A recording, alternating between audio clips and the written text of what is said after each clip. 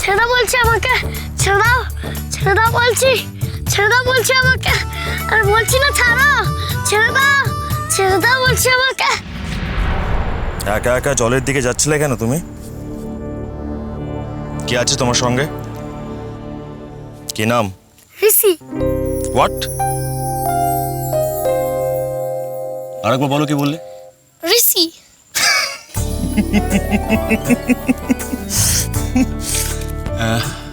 রি শি বলো, রি শি। বলছি তো ঋষি। শি শি শি বলো, শি রিশ। সি।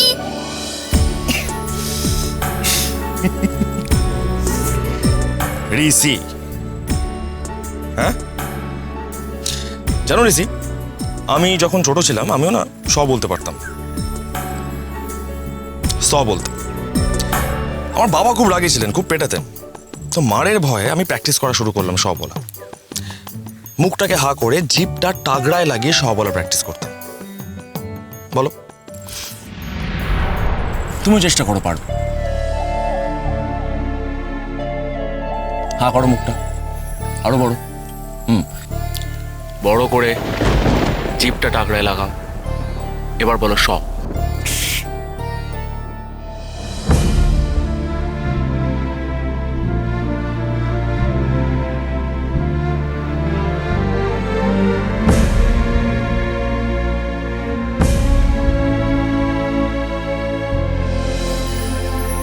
বলো শি, রি শি।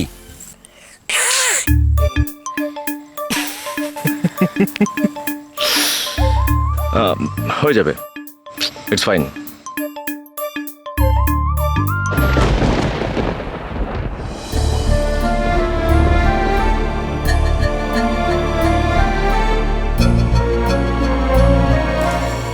ঋষি, চলে এসো।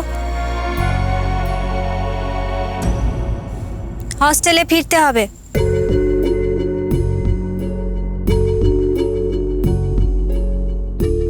ঋষি, আমি কিন্তু ডেকেছি। ঋষি তুমি এখন যাও, আমরা পরে সব বলা প্র্যাকটিস করবো, যাও।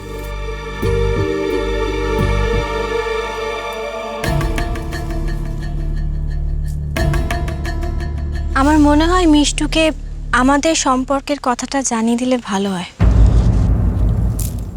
সম্পর্ক তো নেই, কি জানাবো?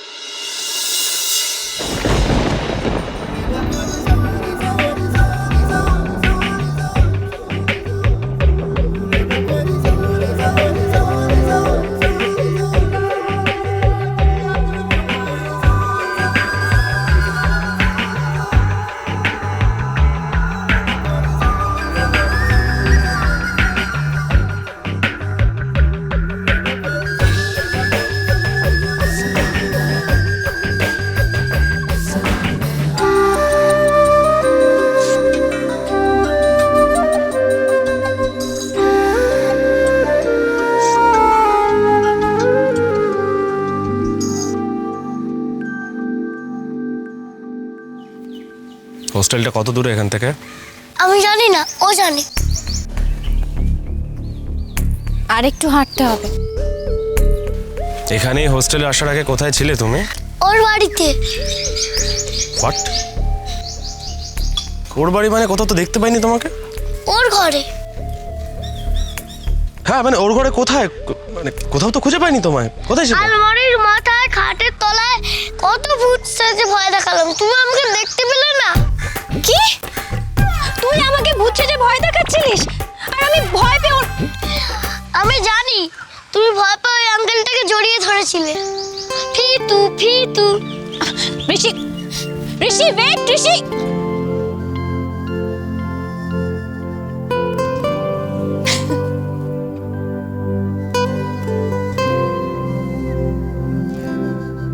দরজাটা খুলবে তো নাকি?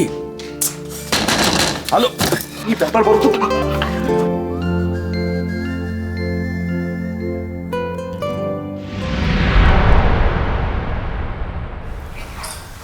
আমি জানতাম না দীপ্তবাবু এই বাড়ির বড় জামাই। ওনার সঙ্গে ফোনে কথা হয়েছে, কিন্তু আমি কখনো বলিনি যে আমি পিপুলতলায় আছি। আমি আজই জানতে পারলাম যে উনি এই বাড়ির আত্মীয়। আমি কি কোনো কৈফিয়ত চেয়েছি তোমার কাছ থেকে? আলো, কেন তুমি নিজেকে ডিফেন্ড করছো? আমার আর তোমার মধ্যে সে স্বামী স্ত্রীর সম্পর্ক নেই যে আমরা একে অপরের কাছে কৈফিয়ত দেব। আর আমি এখানে তো অন্য পরিচয় এসেছি, তাই না? রাইট, সরি, আমি ভুল করে ফেলেছি। আমি ভাবছিলাম তুমি হয়তো ভুল বুঝেছো, তাই পুরনো অভ্যেসবশত বলে ফেলেছি। I am really sorry. ঠিকই তো, ইট শুডন্ট ম্যাটার এনিমোর। আমাদের মধ্যে তো আর কোনো সম্পর্ক নেই, সব শেষ হয়ে গেছে।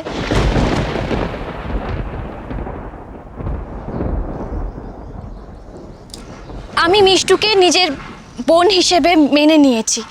আমি চাই না ওর কোনো ক্ষতি হোক।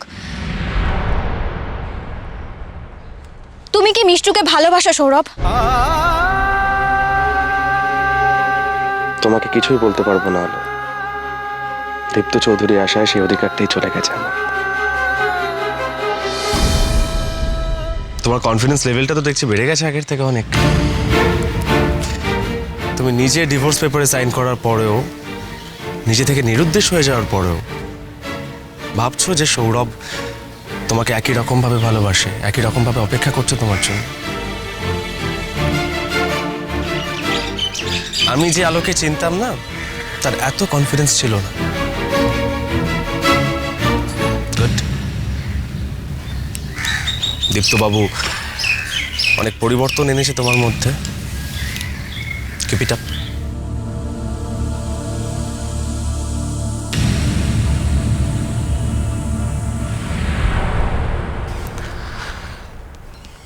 সৌরভের সঙ্গে তুই ঠিক কোথায় মিট করেছিলিস?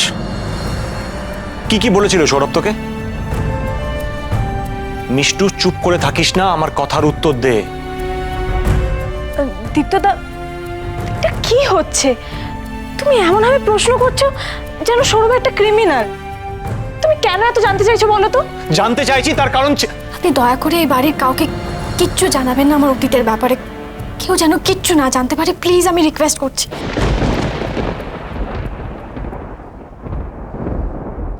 কারণ একটা ছেলে যে একটা মেয়েকে তার বাড়ি থেকে নিয়ে পালাতে পারে, সেই ছেলে কখনো ভালো হতে পারে না। তাই দীপ্তদা, সৌরভ খুব ভালো ছেলে। ও আমাকে কখনো পালাতে বলেনি। আসলে বাবা এত কনজারভেটিভ, তাই আমি ঠিক সাহস করে বলতে পারিনি বিয়ের কথা। ওকে, ফাইন, তুই না হয় সাহস করে কথাটা বলতে পারিসনি, কিন্তু সৌরভের কি সেই সৎসাহসটা ছিল না যে স্যারের সামনে দাঁড়িয়েও বলবে ও তোকে ভালোবাসে এবং ও তোকে বিয়ে করতে চায়? ও গড, দীপ্তদাকে কি করে সবকিছু বলবো? কি করে বোঝাবো সৌরভের কোনো দোষই নেই?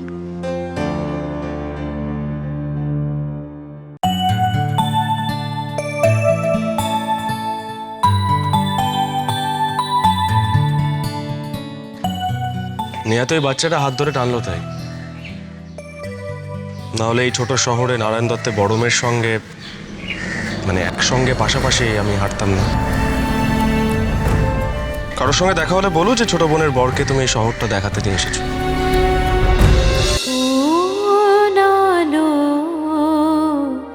লাগলো চোখে